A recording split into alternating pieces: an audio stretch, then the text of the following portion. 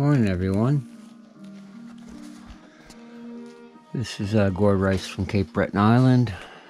Here, show you a medium piece. I guess it's a large piece for a ceramic artist. It's about 3 feet tall. It will be 3 feet tall. I'm just kind of working on putting them together now. And this is the face that will go towards it. And he will sit on there like that, such like that.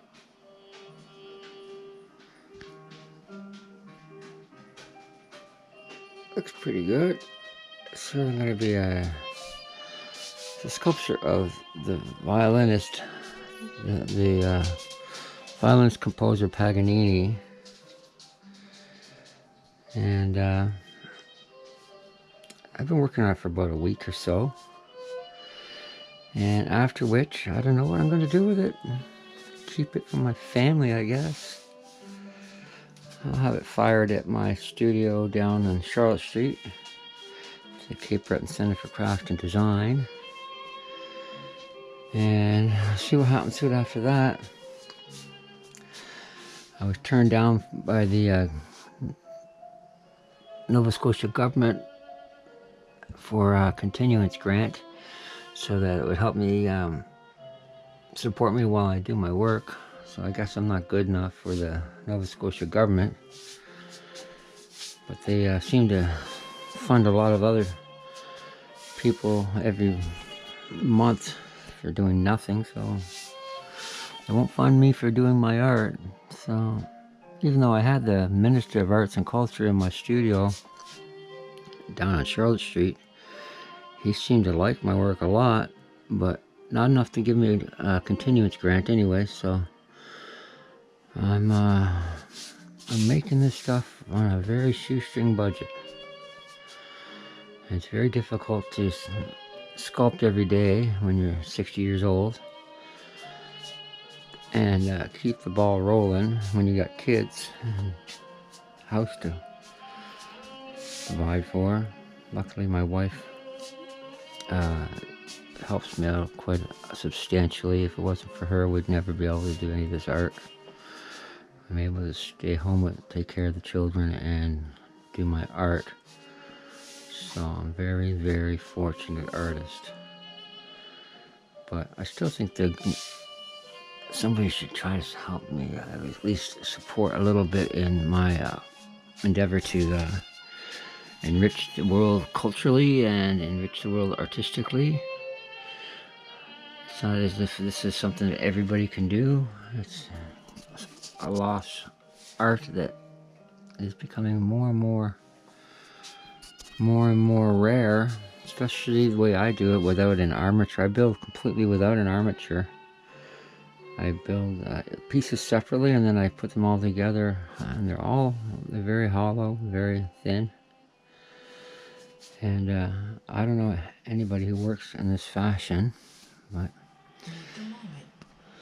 most people build an armature, which is like a superstructure, and then they cut the piece apart and they put it all together afterwards. I don't work that way. I build the pieces individually, and then I assemble them, and then I put them together hollow. This will go in a kiln. I'll fire it to cone 6, and then I'm going to glaze it. So I'll keep you updated on this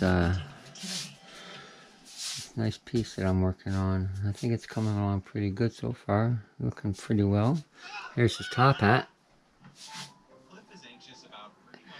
And when you build stuff, you gotta build it just like to scale, really. That's basically very thin, almost very thin, and just like a top hat would be built. The hands that I built are they're built very. It looks like they're thick and like a big hunk of clay, but really they're actually inside. It's all hollow. Have to be. You can't. The weight of it wouldn't be able to support it. The structure wouldn't be able to be supported if it was all thick with heavy clay. So there's some other stuff there. So this is a bit of a departure from my last work. It's a little bit larger. And being larger, it's going to be much more difficult technically. And so I hope that I get the eye of the government, and they can see that I'm working to just to prove them wrong, that I am a worthy government artist and that I do deserve to be supported. Just like people are trying hard to do something, you support them. So I hope that I get noticed eventually, and this piece is maybe a departure from my these are more touristic piece for tourists, right?